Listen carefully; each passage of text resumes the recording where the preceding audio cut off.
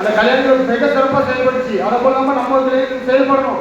Bond பார்த்தாலும் செம்பூரா இருந்தாலும் சரி, நிறைய பேருக்கு பாண்டு செம்பு கோயிலெல்லாம் எல்லாத்தையும் கூப்பிடலாம் கிடையாது. அங்கே பக்கத்தில் அமைச்சு படிச்சுட்டு இருக்காங்க. அது என்னோட கோரிக்கை வச்சேன். எல்லா கல்யாணத்தையும் நேரடியாக போங்க, நேரடியாக போய் தலைவர் கொடுங்க. ஒரு தலைவர் கொடுத்தாலும் சரி, கல்யாணம் ஒரு தலைவர் கொடுத்தாலும் சரி, எல்லாம் கொடுக்கணும் அவசியம் கிடையாது. ஒரு தலைவர் கொடுத்து கூட்ட அழைக்கணும்னு அந்த தலைவர் எல்லாத்தையும் கூப்பிட்டு வருவார். அப்போ கூட ஒரு சிலை நடத்தும் போது மிக சிறப்பாக ஒரு கூட்டத்தை காட்டணும். நம்ம ஒரு 10 பேர் மீட்டிங் போட்டோம்னா எவ்வளோ காலம் மீட்டிங் போடுவீங்க?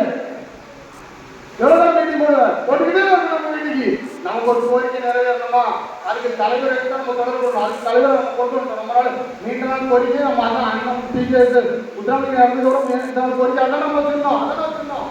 அந்த கோரிக்கை நிறைவேறிச்சு. நம்மளோட கோரிக்கை என்ன, அந்த இதை செய்யணும். பையன் சொன்ன மாதிரி உங்களுக்கு கல்யாணம் கூட தேவத்தில் கூட நாங்கள் சொன்னதான் சந்தோஷம். எனக்கு ஒரு சந்தோஷம் என்னன்னு கேட்டீங்க, பொதுவாக ஒரு தேவச்சிலை உருவ சிலையா இருக்கணும். எங்க அறச்சிலை எங்க இதுக்குள்ள கூட மண்டபத்துக்குள்ள வைக்கூடாது, வீதியிலே வைக்க வேண்டும். அதுதான் என்னோட கோரிக்கை. தீவாண்டி சார்பா கல்யாணம் சார்பா நீங்க தலைவர்கிட்ட சொல்ல வேண்டும். எனக்கும் தலைவருக்கும் 1000 பேசுவோம். ஆனால் இதை பற்றி நீங்க சொல்லணும்.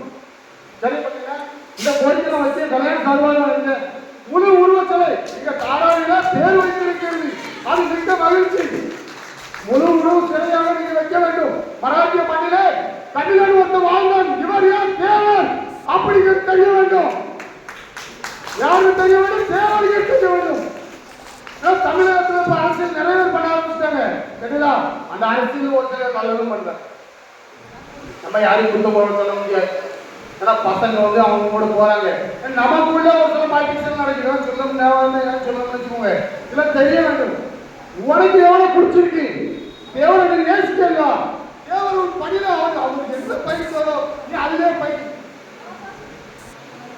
எடுத்து பயிற்சா அகிலிருந்து போராட்டத்துல அவர் பயிற்சார். தேவர் என்ன பயிற்சார் யாரும் சொல்லுங்க.